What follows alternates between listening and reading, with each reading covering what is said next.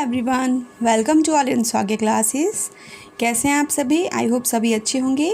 आज हम एक्सरसाइज 5.2 का कॉन्सेप्ट डिस्कस करेंगे जो कि बेस्ड है हमारा डिफरेंशियबिलिटी पर। ओके, तो डिफरेंशियबिलिटी होती क्या है? अभी हम फंक्शंस पढ़ के आए हैं, फंक्शंस की हमने क्वांटिटी निकाल दी है, ठीक है, और हमने देखे फंक्शन कॉन्टिन्यूस थे। अब हम निकालेंगे डिफरेंशियबिलिटी। ओके, तो डिफरेंशियबिलिटी का जो कॉन्सेप्ट बुक में गिवन है उसको एक्सप्लेन करने से पहले मैं आपको जर्नल पैटर्न बताती हूँ कि डिफरेंशियबिलिटी क्या होती है। जैसे जर्नल हमारे पास फंक्शन क्या होता था, एफ होता था। F X is equal to some कुछ भी गिवन है, सपोज दैट 5x गिवन है, ठीक है। तो हमें पता ही पॉलिनोमियल फंक्शन है, ये कॉन्टिन्यूस तो होगा ही, ठीक है। और जो कॉन्टिन्यूस फंक्शन होते हैं वो डिफरेंशिएबल होते हैं, ठीक है। ये मैं आपको भी बता रही हूँ, फिर अभी थ्योरम गिवन है उसके अकॉर्डिंग भी आपको समझा दूँगी। तो अब जब हम इसको डिफरेंशिएट करेंगे, तो डिफरेंशिएट करते हैं जब हम किसी भी फंक्शन को, तो हम d/dx लगाते हैं, ठीक है। तो ये डेरिवेटिव हो गया हमारा, ठीक है। ये डेरिवेटिव हो गया d/dx, ठीक है। मतलब f(x) में चेंज लाएंगे किसके करस्पॉन्डिंग, x के करस्पॉन्डिंग, ठीक है। Rate of change in f(x), rate of change in f(x) with respect to x, ठीक है। f(x) में चेंज आएगा किसके करस्पॉन्डिंग, x के करस्पॉन्डिंग, ठीक है। तो ये हमारा क्या हो गया, डेरिवेटिव हो गया, डेरिवेटिव हो गया। हम जब इसको डिफरेंशिएट करेंगे, क्लास 11th में तो आपने किए ही हैं, ठीक है, डिफरेंशिएट किया है फंक्शंस को, है ना। तो देखते हैं, तो इसका आंसर क्या आ जाएगा, 5 आ जाएगा। 5 आ गया हमारे पास, तो ये हमारा क्या है, ये डेरिवेटिव हो गया और ये पूरी प्रोसेस हमारी क्या हो जाती है, डिफरेंशिएशन हो गई, ठीक है। तो ये डेरिवेटिव हो गया किसका, f(x) का, और ये पूरी प्रोसेस जो यहाँ से लेकर यहाँ तक हमारी क्या है, डिफरेंशिएशन है, ठीक है। अब हम अगर हम ये लिखें और करके, अगर मैं करूँ y इज इक्वल टू, क्योंकि हम f(x) को क्या लिखते हैं, y ही तो लिखते हैं, तो ये हो गया, ऐसे लिख लोगे। फिर अगर आप इसको भी सिर्फ डिफरेंशिएट करोगे, इसका डेरिवेटिव निकालोगे, तो इसका डेरिवेटिव क्या हो जाएगा, dy/dx, ठीक है। क्या, rate of change in y with respect to x निकाल रहे हैं, तो यहाँ पर फिर से फॉर्मूला अप्लाई हो जाएगा, क्या आ गई इसकी वैल्यू, 5 आ गई, ठीक है। अब 5 आने के बाद अगर मैं आपको और थोड़ा सा समझाऊँ कि चलिए देख लेते हैं, यहाँ से ये x है, ये y है, ओके। मैं x की वैल्यू ले लेती हूँ, यहाँ से मैंने x की वैल्यू 2 ले ली, ठीक है। तो y की वैल्यू यहाँ से क्या आएगी, हम सिंपल इक्वेशंस में निकालते थे ना, x की वैल्यू पुट करते जाते थे, y की वैल्यू निकालते जाते थे, है ना। तो x की वैल्यू हमने 2 पुट की है, तो y की वैल्यू क्या आएगी, 10 आएगी, ठीक है। फिर x की वैल्यू मैंने 3 पुट की, तो y की वैल्यू क्या आएगी, 15 आएगी। फिर x की वैल्यू मैंने 4 ली है, तो 20 आ गई। तो आप देख रहे हैं, जब मैं x की वैल्यू में एक एक का डिफरेंस ला रही हूँ, तो y की वैल्यू में कितने कितने का डिफरेंस आ रहा है, 5 का डिफरेंस आ रहा है, ठीक है। तो rate of change of y हो गया, कितने का आ रहा है, 5 का डिफरेंस आ रहा है। कब, जब हम x में 1 का चेंज ला रहे हैं, तो y में 5 का चेंज आ रहा है, ठीक है। तो ये फंक्शन हो गया, ये डेरिवेटिव हो गया, पूरी प्रोसेस हमारी क्या हो गई, डिफरेंशिएशन की हो गई, और rate of change in y with respect to x ऐसे आता है, ठीक है। तो ये तो जर्नल पैटर्न था, समझा दिया। अब थोड़ा सा डेफिनेशन पर फोकस कर लेते हैं, क्योंकि डेफिनेशन समझना ज़रूरी है। 1 मार्क के क्वेश्चन अब तो क्या आता है हमारा, ऑब्जेक्टिव टाइप क्वेश्चंस आते हैं ना, तो उसमें 1 मार्कर क्वेश्चंस आएंगे, तो उसमें हमें पता होना चाहिए कॉन्सेप्ट क्या है किसी भी क्वेश्चंस को करने से पहले, ठीक है। तो चलिए अब देखते हैं जो बुक में पर्टिकुलर गिवन है। Suppose f is a real function, ठीक है। f हमारा कैसा है, real function, and c is a point in its domain. c हमारा क्या है, कोई भी पॉइंट है डोमेन में। तो हम निकालते थे ना, फंक्शन निकालते थे, ये हमारा डोमेन हो गया, डोमेन मतलब x एक्सिस, ठीक है, डोमेन मतलब x एक्सिस, ठीक है। तो वो डोमेन की वही बात कर रहा है, कोई पॉइंट c हम लेते थे ना पहले, वही कह रहा है, कोई भी पॉइंट c ले लिया, ठीक है, इस पॉइंट इट्स डोमेन, ठीक है। The derivative of f at c is defined by, तो डेरिवेटिव ऑफ f, डेरिवेटिव मतलब फंक्शन का जो डेरिवेटिव होगा वो ऐसे डिफाइंड होता था, ठीक है। 11th में भी हमने पढ़ा था। तो कैसे हो जाएगा, f(x) is equal to limit h tending to 0 f c plus h minus F C upon h, ठीक है, provided this limit exist. Condition apply हो जाती है, लिमिट एग्जिस्ट होनी चाहिए, अगर लिमिट ही एग्जिस्ट नहीं करेगी तो हम डेरिवेटिव नहीं फाइंड कर सकते, ठीक है। तो ये तो डेरिवेटिव की बात हुई कि हम डेरिवेटिव ऐसे निकालते हैं किसी भी फंक्शन का, ठीक है। और अब हम करें डिफरेंशिएबल है फंक्शन हमारा या नहीं है, ठीक है। तो डिफरेंशिएबिलिटी कैसे चेक करेंगे, अभी तो हमने डेरिवेटिव की बात की, डेरिवेटिव हमारा ऐसे एक्सप्लेन होता है, ठीक है। प्रोवाइडेड लिमिट एग्जिस्ट होनी चाहिए। बट अब डिफरेंशिएबल है फंक्शन या नहीं है, तो वो कैसे पता करते थे, we say that a function F is differentiable. ठीक है, हम क्या कहेंगे, एफ हमारा डिफरेंशिएबल कब होता है, एट अ पॉइंट सी, है ना। कोई भी फंक्शन हमारा डिफरेंशिएबल किसी पॉइंट सी पर कब होता है, in its domain if both LHD मतलब left hand derivative and right hand derivative are finite and equal. ठीक है, फाइनाइट भी होने चाहिए और इक्वल भी होने चाहिए। ऐसा नहीं है कि लेफ्ट हैंड डेरिवेटिव निकाला इनफाइनाइट आ गया और राइट हैंड डेरिवेटिव निकाला वो भी हमारे इनफाइनाइट आ गया। आप कहेंगे मैम ये तो सेम ही है, बट नहीं, यहाँ लिखा हुआ है, डेफिनेशन में ही लिखा हुआ है शुड बी फाइनाइट होने चाहिए, फाइनाइट बट इनफाइनाइट नहीं होना चाहिए। ओके, तो फाइनाइट भी होंगे और इक्वल भी होंगे, तो क्या होगा, वो फंक्शन हमारा डिफरेंशिएबल होगा। ठीक है, तो डिफरेंशिएबिलिटी हम वहाँ से फाइंड करते हैं। कोई भी फंक्शन हमारा डिफरेंशिएबल कब होगा, कॉन्टिन्यूटी निकाल के आए थे LHL इजिकल टू RHL, तो हम क्या निकालते थे कि हमारा फंक्शन कॉन्टिन्यूस है। ठीक है, बट जब डिफरेंशिएबिलिटी चेक करेंगे तो left hand derivative is equal to right hand derivative, then function is differentiable, ऐसे एक्सप्लेन करेंगे। ठीक है, तो आई होप समझ आ गया होगा कि हमारी डेरिवेटिव क्या होता है और कोई भी फंक्शन हमारा डिफरेंशिएबल कब होता है। ठीक है, जब LHD is equal to RHD के इक्वल होता है। ठीक है, तो LHD का वही फॉर्मूला है, limit S tending to zero, negative sign indication है। ठीक है, कि लेफ्ट हैंड साइड अप्रोच कर रहा है, फिर F C plus H minus F C upon H is equal to limit S tending to zero, ये प्लस साइड की तरफ अप्रोच कर रहा है, F C plus H minus F C upon H. ठीक है, तो ये हमारा हो गया डिफरेंशिएबल फंक्शन कब होता है, ये हमारा हो गया डेरिवेटिव। ओके, अब फिर नेक्स्ट कॉन्सेप्ट आएगा कि अगर डिफरेंशिएबल नहीं होगा तो क्या होगा। ठीक है, तो जैसे कॉन्टिन्यूस में होता था कि फंक्शन अगर कॉन्टिन्यूस नहीं है तो क्या होता था, हमारा LHL is not equal to RHL आ जाता था, तो नॉट डिफरेंशिएबल होता था। सेम यहीं पर अप्लाई होगा। ठीक है, if limit S tending to zero F C plus H minus F C upon H does not exist, अगर हमारे एग्जिस्ट नहीं करेंगे, मतलब left hand derivative does not is equal to right hand derivative, then क्या हो जाएगा, हमारा not differentiable हो जाएगा। ठीक है, अगर ये एग्जिस्ट नहीं करेगा, ठीक है, लिमिट भी एग्जिस्ट नहीं करेगी और ये LHD is not equal to RHD हो जाएगा, then we can say that F is not differentiable at C. तो हम कह सकते हैं कि एफ हमारा डिफरेंशिएबल नहीं होगा, किस पॉइंट पर, किसी भी पॉइंट सी पर, जैसे हम कॉन्टिन्यूटी में करते थे। कॉन्टिन्यूटी तो अच्छे समझ आ गया ना, तो उसी के करस्पॉन्डिंग है बेटा, ये भी आ गया, है ना। अब derivative of F is defined bye, derivative तो हमने 11th में भी सीख लिए थे कि कैसे करते हैं। अगर हमारा कोई फंक्शन fx है तो अगर मैं इसका डेरिवेटिव करूँगी तो dy अपॉन dx और fx लिखूँगी। ठीक है, और भी अगर लिखना चाहूँ अगर मैं इसका डेरिवेटिव तो f डैश x भी हो जाता है। ठीक है, या तो इसको ऐसे रिप्रेजेंट करेंगे या फिर इसको ऐसे रिप्रेजेंट करेंगे। अगर f के टर्म में गिवन है फंक्शन और y के फॉर्म में गिवन है तो y का डेरिवेटिव क्या हो जाता है, सपोज दैट y, जैसे भी मैंने बताया था, y is equal to 5x लिखा हुआ है। ठीक है, तो यहाँ से क्या हो जाएगा, y dy upon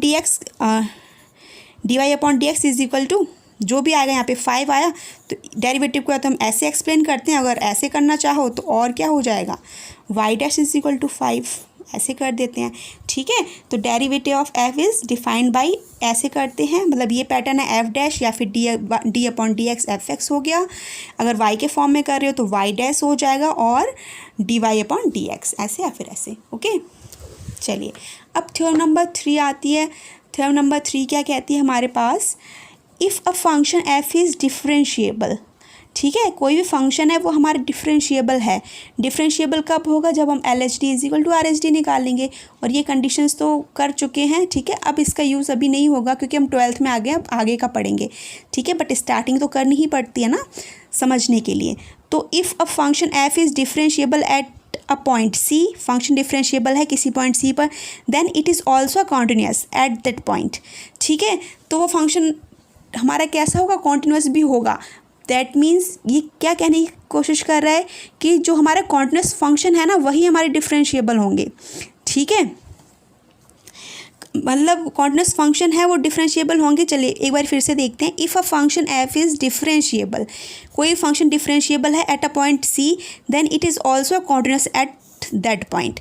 suppose that कोई फंक्शन है, हमने उसका लेफ्ट हैंड डेरिवेटिव और राइट हैंड डेरिवेटिव निकाला, डिफरेंशिएबल निकला है, then we can say that function is continuous. Function continuous भी होगा किस पॉइंट पर, उसी पॉइंट सी पर, ठीक है। फिर कॉलरी आ रही है, ये क्या कहती है, every differentiable function is continuous. तो हम अब जितने भी फंक्शंस का डिफरेंशिएबल करेंगे, ठीक है, जितने भी फंक्शन की हम क्या डिफरेंशिएबिलिटी फाइंड करेंगे, तो वो सभी क्या होंगे, कॉन्टिन्यूस होंगे, ठीक है। मतलब कॉन्टिन्यूस फंक्शन की ही हम डिफरेंशिएबिलिटी फाइंड करते हैं, ठीक है। Every differential function is continuous, तो सभी डिफरेंशिएबल फंक्शन कैसे होते हैं, कॉन्टिन्यूस होते हैं। इसका रिवर्स अगर देखें, the converse of the above statement is not true. Converse इसका ट्रू नहीं है। कन्वर्स ट्रू कैसे नहीं है, डिफरेंशियल फंक्शन तो कॉन्टिन्यूस होता है, लेकिन हम ये नहीं कह सकते हर कॉन्टिन्यूस फंक्शन डिफरेंशिएबल होगा। मतलब हमने तो बहुत सारे क्वेश्चंस किए हैं जो हमारे क्या थे, कॉन्टिन्यूस थे, लेकिन हम सबके लिए नहीं कह सकते कि वो डिफरेंशिएबल होंगे। कॉन्टिन्यूस हैं तो वो डिफरेंशिएबल हों ये ज़रूरी नहीं है, बट फंक्शन अगर डिफरेंशिएबल है, अगर हमने फंक्शन को डिफरेंशिएट कर लिया, then we can say that function is also continuous. Differentiable है तो कॉन्टिन्यूस होगा, बट अगर फंक्शन कॉन्टिन्यूस है तो हम नहीं कह सकते कि वो डिफरेंशिएबल होगा या नहीं होगा, ठीक है। 1 मार्क्स के क्वेश्चंस इससे आ जाएंगे, तो इन दोनों थ्योरम को और कॉलरी 1 को अच्छे से माइंड में फिट कर लेना, ठीक है। If a function F is differentiable, अगर फंक्शन कोई डिफरेंशिएबल है सी पर तो वो कॉन्टिन्यूस भी होगा, ठीक है। एवरी डिफरेंशिएबल फंक्शन कॉन्टिन्यूस होते हैं। जितने भी फंक्शन का हम जो भी फंक्शन हमारे कैसे होंगे, डिफरेंशिएबल होंगे, वो सभी कैसे होंगे, कॉन्टिन्यूस होंगे। बट हम सभी कॉन्टिन्यूस फंक्शन के लिए ये बात नहीं कह सकते, कुछ कॉन्टिन्यूस फंक्शन नॉट डिफरेंशिएबल भी होते हैं, ठीक है। तो सभी कॉन्टिन्यूस फंक्शन के लिए हम ये नहीं कह सकते कि वो डिफरेंशिएबल होंगे, बट हाँ जितने भी डिफरेंशिएबल फंक्शन हैं वो कॉन्टिन्यूस होंगे। बात को समझना, अच्छे से समझना है तो एक दो बार रिपीट करना और अच्छे से आ जाएगा, ठीक है, आ जाएंगे समझ। ये तो सिंपल है, मतलब ये क्या था, हमारे थ्योरेटिकल बेस था, जो कॉन्सेप्ट मैं स्टार्टिंग में करवाती हूँ वो कॉन्सेप्ट थे, ठीक है। बाकी का मैंने अभी डिफरेंशिएबल बता ही दिया है। डेरिवेटिव क्या होता है, rate of change in Y with respect to X. Rate of change of क्या आ रहा है कि जब एक्स में 1 का चेंज ला रहे तो 5 का चेंज आ रहा था, हमने देखा था वाई में, ठीक है। तो रेट ऑफ चेंज ऑफ ये आ गया, है ना। अब क्वेश्चंस करेंगे, तो क्वेश्चंस करने के लिए फॉर्मूले ज़रूरी हैं। फॉर्मूले हमने 11th में भी पढ़े हुए हैं, चलिए मैं एक बारी फिर से बता देती हूँ, ठीक है। तो डेरिवेटिव, अब हम क्या निकालेंगे, डेरिवेटिव निकालेंगे। तो डेरिवेटिव ऑफ कांस्टेंट फंक्शन, कोई भी कांस्टेंट फंक्शन होगा, ठीक है, तो उसका डेरिवेटिव क्या हो जाता है, डी अपॉन डी एक्स होता है। कोई भी फंक्शन उसका डेरिवेटिव क्या होता है, D upon D x. Constant अगर आ गया यहाँ पर कुछ भी नंबर, तो किसके इक्वल आता था, 0 के इक्वल आता था। D upon D X, X to power N, X to power N है, मतलब ये हमारा क्या है, कांस्टेंट है एन, ठीक है। मतलब कोई भी नंबर होगा, कोई भी पावर होगी, कांस्टेंट है ये एन। तो इसका फॉर्मूला क्या होता है, ये बेसिक है, ये बहुत यूज़ होता है, ठीक है। तो पावर तो नीचे आ जाती है N, and X to power N minus 1, ये बेसिक फार्मूला है हमारे डिफरेंशिएशन का जो हमने अभी यूज़ किया था। फिर D upon D X x, D upon D X, x की पावर 1 है, तो अगर हम इसी फॉर्मूले से करें ना तो हमारा 1 ही आता है आंसर। बट शॉर्ट में करने के लिए मैंने ऐसे 1 दे दिया, माइंड में रहेगा, क्योंकि बार बार एक्स आएगा तो हम बार बार ऐसा थोड़ा ना कि हम यही अप्लाई करके फिर 1 लाएंगे, ठीक है। चलिए दिखा देते हैं, जैसे कि यहाँ एक्स की पावर 1 है आपके पास, ठीक है, एक्स रेज टू पावर 1 है, तो आप इसको डिफ्रेंशिएट करेंगे तो 1 पावर इस फॉर्मूले में अप्लाई कर रहे हैं तो 1 तो पावर आ गई हमारे पास, ठीक है। X raise to power 1 minus 1, तो ये तो 0 हो गया, तो इसकी वैल्यू क्या आई है, 1 ही आई है, क्योंकि किसी भी वेरिएबल की डिग्री अगर हमारे पास 0 होती है तो वैल्यू क्या होती है उसकी, 1 ही होती है, तो 1 आ गया, ठीक है। तो हमें बार बार सॉल्व नहीं करना पड़ेगा। D upon D X, X का क्या हो जाएगा, 1 हो जाएगा simply. D upon D X sine X, trigonometric functions आ गए, साइन का होता है कॉस एक्स, ठीक है। और derivative of D upon D X, cos X का क्या होता है, minus sine X. D upon D X tan X का होता है sec square X. D upon D X cot X का होता है माइनस कॉसेक स्क्वायर एक्स। फिर D upon D X sec X tan X है इसका फॉर्मूला, ठीक है। D upon D X cosec X क्या होता है हमारा, minus cosec x into cot X, okay. फिर D upon D X root X भी हमारा इसी फॉर्मूले से ही आएगा, ठीक है। बट मैंने यहाँ कर दिया है क्योंकि बार बार रूट भी बार बार आएगा सपोज दैट, तो हमें बार बार कैलकुलेट नहीं करना पड़ेगा, हम डायरेक्टली फॉर्मूला पुट करेंगे 1/2 और दिस। एक बारी करके दिखा देती हूँ इसी फॉर्मूले से, ठीक है। जैसे कि हमारे पास क्या है, X raise to power under root X को हम क्या लिखते हैं, रूट एक्स को ये लिखते हैं पावर के फॉर्म में। जब इसको डिफ्रेंशिएट किया तो पावर हमारी आ गई, ठीक है, according to this formula. Power यहाँ आ गई 1/2 थी तो 1/2 आया, और X raise to power N minus 1 जैसे ये करेंगे तो क्या हो जाएगा 1/2 एक्स रेज टू पावर -1/2 आ गया। पावर को पॉजिटिव करोगे तो पॉजिटिव करने के लिए आप एक्स को यहाँ लेकर आओगे तो ये हो गया 1/2। तो इसको क्या करेंगे 1/2 रूट एक्स। ओके, तो ये हमारा पैटर्न हो गया। हम फॉर्मूला ही लिख लिया। फॉर्मूला क्या है, समझने के लिए है बेटा। जब आप करने लग जाओगे तो आपको ईजिली फिर पुट करने लग जाओगे ईजिली। ठीक है, तो ये फॉर्मूले हैं, आप इसका स्क्रीनशॉट ले लीजिए। ठीक है, अच्छे से माइंड में फिट कर लेना, ये फॉर्मूले बहुत यूज़ होंगे। और एक्सरसाइज 5.2 5.3 तो बेसिक हैं, वहाँ से हमें डिफ्रेंशिएशन सीखेंगे कि कैसे करते हैं डिफ्रेंशिएट फंक्शंस को। ठीक है, फिर उसके बाद जो एक्सरसाइजेस आएंगी उसमें हम यूज़ करते हैं काफ़ी अच्छे से। ठीक है, अब अलजेब्रा ऑफ डेरिवेटिव्स आ जाएगा। अलजेब्रा ऑफ डेरिवेटिव्स आएगा। अलजेब्रा ऑफ डेरिवेटिव से पहले मैं आपको ये क्वेश्चन ज़रा करवा देती हूँ एक बार, है ना, इन फॉर्मूले पे बेस्ड। अगर सपोज दैट मैंने कोई ले लिया फंक्शन, ले लिया मैंने कोई भी y इज इक्वल टू क्या ले लिया, x raise to power 5 plus 3 x raise to power 3 plus sine x, सारे मैंने इसमें ही ले लिए ऑलमोस्ट। ट्रिग्नोमेट्री भी एक फंक्शन ले लिया, पॉलिनोमियल भी ले लिए, सब ले लिए। ठीक है, तो अलजेब्रा ऑफ जो डेरिवेटिव्स आएगी तो हम क्या करें, डिफ्रेंशिएट कर रहे हैं। ये लाइन लिखनी ज़रूरी है, जैसे हम लिखते थे ना function is defined at this point. ठीक है, जैसे कि क्वांटिटी में हमने लिखा था ऐसे इसमें लिखना ज़रूरी है। Differentiate with respect to X, with respect to X करेंगे डिफ्रेंशिएट तो क्या हो जाएगा d/dx। y का कर रहे हैं इस side is equal to same, सभी में अप्लाई हो जाएगा। ठीक है, पहले इसमें अप्लाई होगा, फिर इसमें, फिर इसमें, फिर इसमें। ओके, तो d/dx x raise to power 5 plus 3x cube plus sine x plus 5 ये लिख लिया। ठीक है, तो अलजेब्रा ऑफ ये क्या कह रही है हमारी, अगर किसी भी एक फंक्शन का प्लस माइनस है तो आप देख रहे हैं ना यहाँ पे प्लस माइनस लिखा हुआ है और उसका डेरिवेटिव हो रहा है। ये 3 फंक्शंस लिखे हैं, यहाँ 2 ही लिखे हैं, कोई बात नहीं। ठीक है, अगर होल टर्म का डिफ्रेंशिएशन हो रहा है ना तो हम पर्टिकुलरली कर लेते हैं, सभी टर्म पे हम डिफ्रेंशिएशन अप्लाई कर लेते हैं। तो देखिए इस पर भी हो जाएगा d/dx x raise to power 5 plus 3 तो कांस्टेंट है, बाहर आ जाएगा d/dx x raise to power 3 plus d/dx sine x plus d/dx 5, ये हो गया। अब फॉर्मूला हमारा यही वाला अप्लाई होगा सेम। देखिए ये वाला अप्लाई करूँगी एंड पावर जो है फ्रंट में आ जाएगी, फिर x raise to power 5 - 1। Okay, 3 तो पहले से ही था और ये वाला 3 भी आ जाएगा 3, और यहाँ x रेज टू पावर 3 है तो 3 - 1 हो जाएगा। फिर साइन का क्या होता है, साइन का होता है हमारा cos x। ओके, और 5 हमारा क्या हो गया, 5 हमारा कांस्टेंट हो गया तो इसका डिफ्रेंशिएशन 0 आ जाएगा। ठीक है, इसका डिफ्रेंशिएशन 0 हो गया। अब हम क्या करेंगे 5 x raise to power 4 3 3 = 9 x raise to power 2 plus cos x, this is the answer. Okay, तो अलजेब्रा ऑफ, इससे हम समझ गए हैं अलजेब्रा ऑफ डेरिवेटिव से जो प्लस माइनस हो रहे हैं हमारे पर, एक पूरे फंक्शन का अगर डेरिवेटिव करना है तो हम स्टेप बाय स्टेप सभी फंक्शंस में अप्लाई कर लेते हैं। फर्स्ट का डेरिवेटिव, दूसरे का डेरिवेटिव, मैंने इसमें बहुत सारे टर्म्स ले लिए। ठीक है, जितने भी टर्म्स होंगे सब में सेपरेटली हो जाएगा और हम सबको सेपरेटली डिफ्रेंशिएट कर लेंगे। ओके, तो हमारा आंसर आ जाएगा। तो rate of change of y आ गया with respect to x। Okay, ये आया हुआ है। तो फर्स्ट तो हो गया। ठीक है, तो फर्स्ट हमने प्लस माइनस वाला कर लिया। अब क्या है, या तो इसको लिखने का पैटर्न है बेटा, या तो मैंने इस पर डैश लगाया हो, दैट मीन्स क्या है, डिफ्रेंशिएशन ही हो रहा है।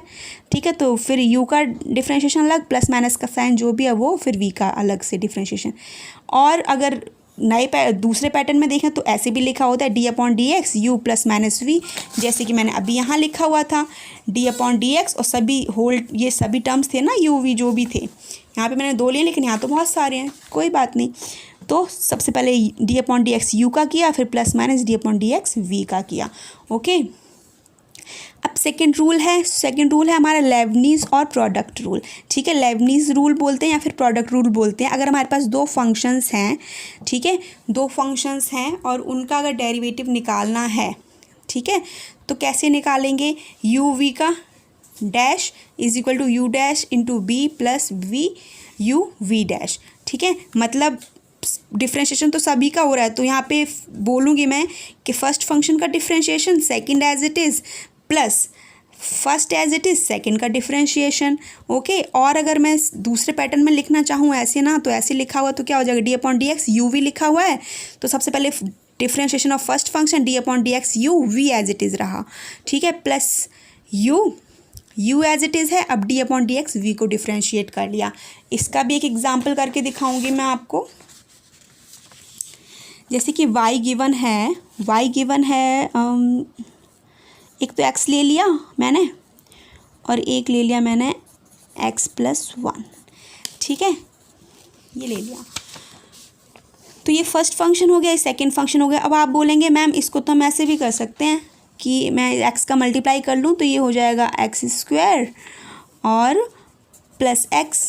हाँ, फिर हमारी प्लस माइनस का रूल आ गया तो प्लस माइनस का रूल अप्लाई करके ऐसे कर लेंगे, कोई इफेक्ट नहीं पड़ेगा उससे, ठीक है, क्योंकि हमारे यहाँ पे क्या ये वाला रूल अप्लाई हो जाएगा इसमें, पहले इसको डिफ्रेंशिएट करेंगे फिर इसको डिफ्रेंशिएट करेंगे, आंसर आ जाएगा, ठीक है। तो या तो ऐसे करो या ऐसे करो, कोई इफेक्ट नहीं पड़ता, आंसर सेम ही आएगा। करके दिखाती हूँ। जैसे कि क्या है, D Y upon D X किया, फिर यहाँ से लिखा डी अपॉन डी एक्स, ये दो फंक्शन हो गए, एक तो एक्स हो गया और एक हो गया हमारे पास x+1। Okay,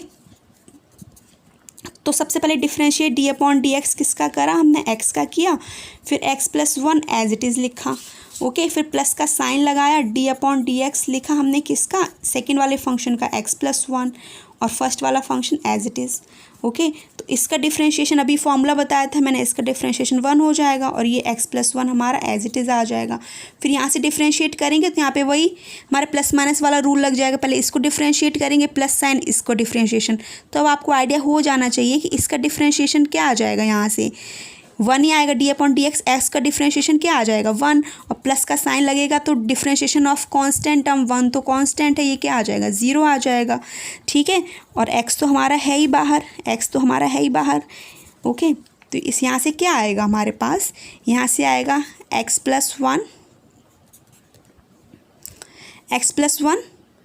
plus x, okay, क्योंकि x+1 तो हमारा यहाँ से आ गया x+1 और यहाँ तो 0 ही है ना ये, तो यहाँ से x आ गया सिंपली। तो अगर मैं यहाँ से इसको ऐड करूँ तो ये क्या हो जाएगा 2x+1, ठीक है। तो ये तो हमने कौन सा प्रोडक्ट रूल या फिर लेबनीज़ रूल अप्लाई करके इसको सॉल्व कर लिया। और अगर मैं इसको डायरेक्टली सॉल्व करूँ डिफ्रेंशिएशन ऑफ दिस फंक्शन, तो डिफ्रेंशिएशन ऑफ दिस फंक्शन क्या हो जाएगा 2x हो जाएगा और x को डिफ्रेंशिएट करेंगे क्या आएगा 1 आएगा। तो ये हमारा डायरेक्टली 2x+1 आ गया। यहाँ से वो हमने प्रोडक्ट रूल अप्लाई किया तो प्रोडक्ट रूल से हमारे पास सेम आंसर आ गया, ठीक है, उससे कोई इफेक्ट नहीं पड़ता। वो अब आगे जब क्वेश्चंस करेंगे तो आएंगे फंक्शंस हमारे पास, ट्रिग्नो में हो सकता है कोई एक पॉलिनोमियल फंक्शन हो, ट्रिग्नोमेट्रिक फंक्शन हो, उनका प्रोडक्ट लिखा हो, ठीक है, तब हम प्रोडक्ट रूल अप्लाई करेंगे। तो मैंने जर्नल एक एग्जाम्पल ले लिया इसको समझाने के लिए, आई होप समझ आ गया होगा आपको प्रोडक्ट रूल। अब आएगा हमारे पास क्वेश्चन रूल, ठीक है। क्वेश्चन रूल में क्या है, हमारे u अपॉन वी का डेरिवेटिव हो रहा है, u अपॉन वी का डैश है। तो सबसे पहले हम क्या लिखते हैं, u का डैश मतलब सबसे पहले differentiation of u, v as it is minus u as it is, v का differentiation divided by v²। Condition क्या है, v नॉट इक्वल टू 0। ये तो हमें पता ही होता है कि जो हमें अपॉन में होता है कुछ भी गिवन वो कैन नॉट इक्वल टू 0, क्योंकि अगर 0 हो जाएगा तो कैसा हो जाएगा हमारा नॉट डिफाइंड हो जाएगा। तो ये हमारा कौन सा रूल है, क्वेश्चन रूल है। सेकंड पैटर्न में अगर मैं बोलूँ या तो ऐसे लिखा हो सकता है, ऐसे लिखा हो सकता है, उससे कोई इफेक्ट नहीं है, बात दोनों सेम ही है, ठीक है। यहाँ भी दोनों बातें सेम थी, यहाँ भी दोनों बातें सेम है, यहाँ भी दोनों बातें सेम है। तो D upon D X U upon B लिखा हुआ है, तो D upon D X U का सबसे पहले differentiation of U, V as it is minus U as it is. अब यू का तो डिफ्रेंशिएशन हो गया, तो अब सेकेंड यहाँ पर हमारे यू एज इट इज़ रहेगा और वी को डिफ्रेंशिएट कर लेंगे, ठीक है, अपॉन v²। ये हमारा फॉर्मूला है, ठीक है, क्वेश्चन रूल का। तो क्वेश्चन रूल भी करके बता देती हूँ मैं एक बारी। जैसे कि हमें फंक्शन गिवन है y is equal to sine X upon X ले लिया मैंने, okay, sine X upon X. तो ये हमारे u अपॉन वी का फॉर्म आ गया, तो D Y upon D X लिखा, ठीक है, फिर हमने लिख दिया डी अपॉन डी एक्स और साइन एक्स अपॉन एक्स, ये लिख दिया। u अपॉन बी का पैटर्न लिखा हुआ है हमारे पास, यहाँ तो y का डिफ्रेंशिएशन हो ही, D Y upon D X लिख लिया, यहाँ डी अपॉन डी एक्स, ये पूरे फंक्शन का लिख लिया। तो हमारे ये लिखा हुआ है ना, ये सेम लिखा हुआ है D upon D X sine X upon X. तो अब इसको डिफ्रेंशिएट करेंगे, फॉर्मूला यूज़ करेंगे। तो फॉर्मूला क्या था हमारा, सबसे पहले तो साइन एक्स को डिफ्रेंशिएट करोगे तो D upon D X sine x ठीक है। फिर x हमारा एज इट इज़ आ जाएगा, फिर माइनस d/dx, x का डिफ्रेंशिएशन, फिर हमारा साइन एज इट इज़ आ जाएगा, sine x divided by x नीचे है तो x स्क्वायर आ गया। तो साइन का डिफ्रेंशिएशन क्या होता है, cos x into X minus x का डिफ्रेंशिएशन अभी मैंने बताया था 1 होता है, और ये sine x divided by X square. तो ये क्या हो जाएगा हमारा x cos x माइनस sine x divided by X square. तो ये निकला है हमारा dy/dx Y question rule apply करके हम क्वेश्चन को ऐसे सॉल्व कर लेंगे, ठीक है। फॉर्मूला लर्न कर लेंगे, तो फॉर्मूला लर्न कर लेंगे, ईजी रहेगा अप्लाई करना और क्वेश्चंस को ईजिली सॉल्व कर लेंगे, ठीक है। आई होप समझ आ गए होंगे, कॉन्सेप्ट समझ आ गया होगा किसका, डेरिवेटिव का, फिर डिफरेंशिएबल फंक्शन कब होता है ये वाला, फिर फंक्शन डिफरेंशिएबल कब नहीं होता है वो, और डेरिवेटिव को कैसे लिखते हैं ये समझ आ गया होगा। थ्योरम नंबर 1 और कॉलरी 1, थ्योरम नंबर 3 कॉलरी 1 हमारे क्या हैं, अगर फंक्शन डिफरेंशिएबल है तो कॉन्टिन्यूस होगा, ठीक है। तो every differentiable function is continuous, सभी डिफरेंशिएबल फंक्शन कैसे होते हैं, कॉन्टिन्यूस होते हैं। But we can not say that कि सभी कॉन्टिन्यूस फंक्शन डिफरेंशिएबल होंगे, ये नहीं कह सकते, ठीक है। डिफरेंशिएबल तो कांस्टेंट होंगे, सभी डिफरेंशिएबल फंक्शन कांस्टेंट हैं, बट सभी कांस्टेंट फंक्शन डिफरेंशिएबल होंगे ये ट्रू नहीं है, ठीक है। तो ये हमारे कॉन्सेप्ट थे एक्सरसाइज 5.1 के, जो फॉर्मूले यूज़ होंगे 5.1 में मैंने अभी वही दिए हैं। डिफरेंशिएबल में हमारे पास बहुत सारे फॉर्मूले हैं, ठीक है। बट बेटर ये रहेगा कि हम स्टेप बाय स्टेप यूज़ करेंगे। अब जैसे ये फॉर्मूले हमने सीख लिए, तो ऐसा नहीं है कि सिर्फ एक्सरसाइज 5.2 में यूज़ होंगे, आगे भी इनका यूज़ है, ठीक है। बट यहाँ क्या है, बेसिक सिखा रहे हैं, आपको अप्लाई करना सिखा रहे हैं, और चेन रूल भी आएगा, ठीक है। इसमें हमारे पास चेन रूल भी आएगा, वो मैंने नहीं एक्सप्लेन करवाया। चेन रूल है, क्वेश्चंस एक्सरसाइज 5.2 में हमारे चेन रूल से भी सॉल्व हुए हैं, चेन रूल से सॉल्व किया, फिर एक अल्टरनेट मेथड भी दे दिया इन्होंने, ठीक है। अल्टरनेटिवली एक मेथड दिया है, मैं अल्टरनेटिव वाला मेथड यूज़ करूँगी क्योंकि हमारा शॉर्ट है, उससे क्वेश्चंस जल्दी सॉल्व हो जाते हैं, ठीक है। बुक में दोनों ही मेथड गिवन है, तो सबसे मैं यही वाला मेथड करवाऊंगी आपको, ठीक है। चेन रूल अप्लाई करेंगे, जैसे ये क्वेश्चंस हम सॉल्व करेंगे ना, तो चेन रूल अप्लाई करेंगे तो थोड़ा लेंथी हो जाएगा सॉल्यूशन इसका। बट हम डायरेक्टली अप्लाई करेंगे ना, जो अल्टरनेटिवली मेथड दिया है, इससे अगर हम डायरेक्टली अप्लाई करेंगे तो आंसर टाइम से आ जाएगा, जल्दी आ जाएगा, ठीक है, ईजिली सॉल्व हो जाएंगे क्वेश्चन, ठीक है। मैं करवाती हूँ नेक्स्ट वीडियो में, ओके। चलिए, अगर आपको मेरा वीडियो अच्छा लगा हो तो लाइक कीजिए और अपने फ्रेंड्स के साथ शेयर कीजिए, और सब्सक्राइब करना ना भूलें, ठीक है। Thank you.